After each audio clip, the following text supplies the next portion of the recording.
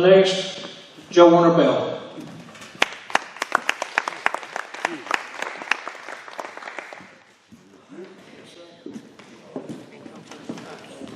I'm the Trinity County Attorney.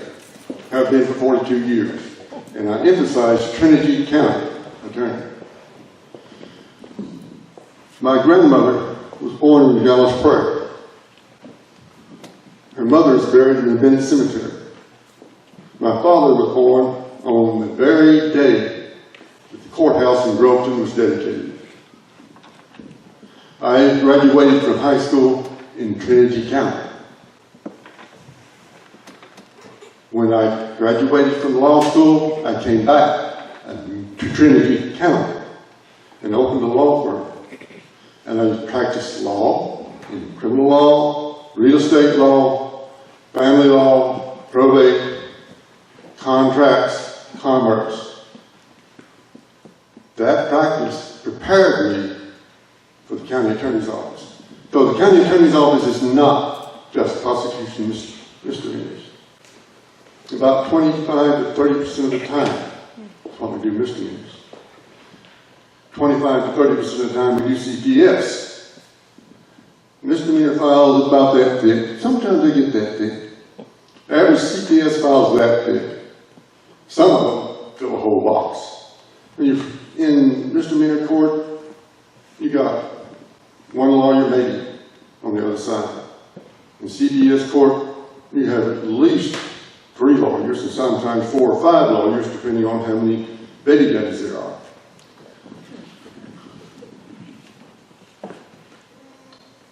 But that is not the time consumer. The county attorney, I have 10 courts. Up until last year, Benny had 1 court. Now he's got 2 courts he works. I have 10 courts, which are county commissioners' court, and they take some time too. They have demands on you. 2 city courts, which don't take much time. Trinity City once a month, Groveton 2 or 3 times a year. Each of the JP courts are 4 of them, 2 of them in Trinity, 1 in Apple Springs and 1 in Groveton. You prosecute the misdemeanors in those courts. Not a problem. They're real easy to do. I don't know why he doesn't think I prosecute. But those judges also hold a law clerk. Somebody to come and talk to them, help them on the rules of procedure, rules of evidence, and the law when they're deciding cases, because none of our JPs are lawyers.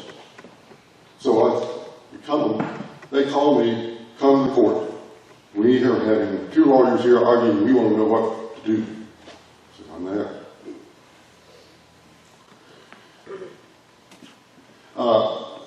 I don't know how that runs in Anderson County. We have county court once a month. Now, a few years ago, one of the commissioners and I sat down and bumped the budget up so we could have county court twice a month and double the number of trial weeks a year. And it rocked on like that for a while, but we're still back to once a month. We have an 18-page docket sometimes because we only have it once a month. And we only have that day to do everything we need to do in that court.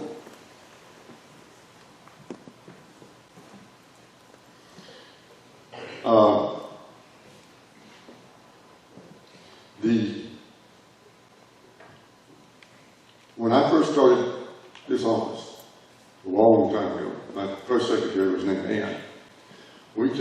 She came to work at 8 o'clock in the morning. When she opened the door, the reports for all arrests, Sheriff's Department, Highway Patrol, and game wardens had been slipped under her door. And she started to work on the complaints. We didn't have word processors, we didn't have computers, we did it by typewriter. By 9 or 9:30, the officers were coming in to sign their complaints. By 10 o'clock, I reviewed the complaints and signed the information. Before noon on Monday, all the arrests in the county that were in county court were filed in the county clerk's office.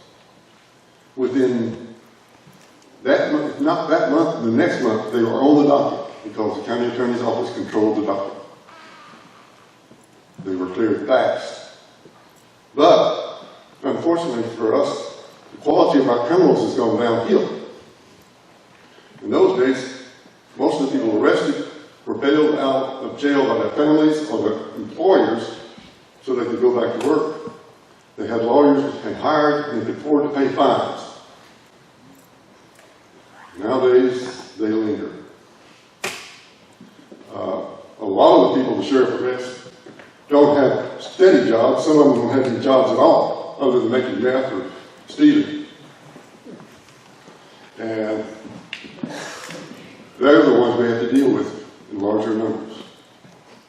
And luckily, we have fewer to deal with now in the felony courts because of the work the sheriff has done. But we still have the misdemeanors, and our jail is full. When I first started, our jail was the only jail we used. It wasn't full most of the time. It held 10, 8 people.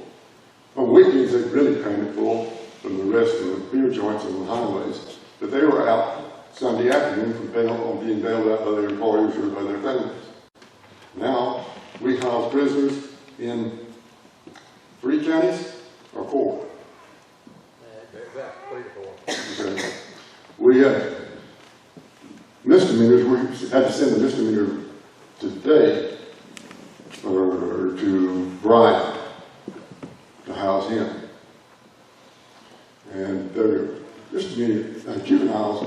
I mean, it's a juvenile. Juveniles cost nearly 3 times as much to house as an adult because you got to have schools for juveniles. We don't have schools for adults.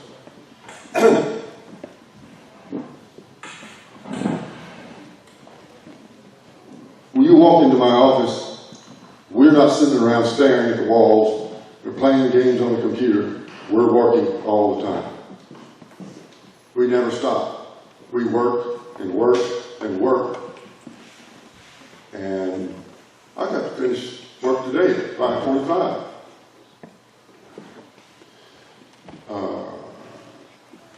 I'd like to know the names of the defendants who've been arrested 6 times for theft or DWI or marijuana, but I can't think of them. I've been doing a great job in Trinity County for 42 years. I got a raise this year from the state. Now, if either of my opponents gets the office, they won't get the raise. But I'd like to collect that money a little longer so it build up my pension. So I'd ask you to vote for me in the Republican primary.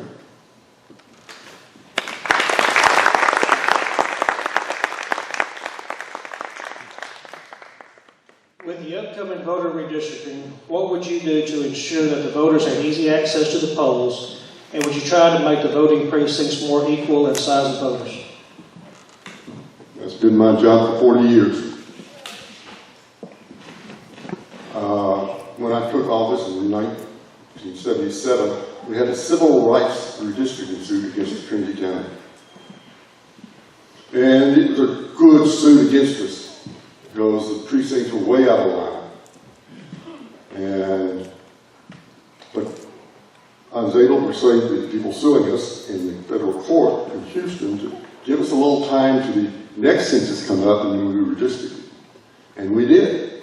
And it was not the job I thought it was going to be. Because when you do commissioner's precincts and JP precincts, those lines also have to be matched with all the election boxes. And I found a couple of election boxes that hadn't been redrawn since before World War I. And a couple hadn't been redrawn before World War II. And a lot of people, some of the people voted in one box but didn't live in that precinct. So we did it in 1981. I did it again in 1991. I did it again in 2001. And then the legislature threw us a curve.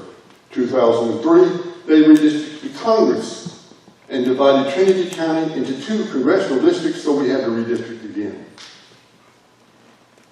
They finally put us back into 1 district. But in 2011, we did it again. In those years, the first time around, I had to satisfy the Justice Department, the plaintiffs in the civil rights suit, and the commissioners. Everybody was happy when I finished. The next time around, all we had to satisfy was the Justice Department. You know how hard it is to satisfy the Justice Department? Then I just said, and then 2001 had the same thing over again. Now, 2003, they really felt sorry for me because it wasn't my fault that had to redraw the lines, it was the state legislature's fault. So, and in 2011, they didn't have any problem with me. They've never had an objection to any redistricting I ever did.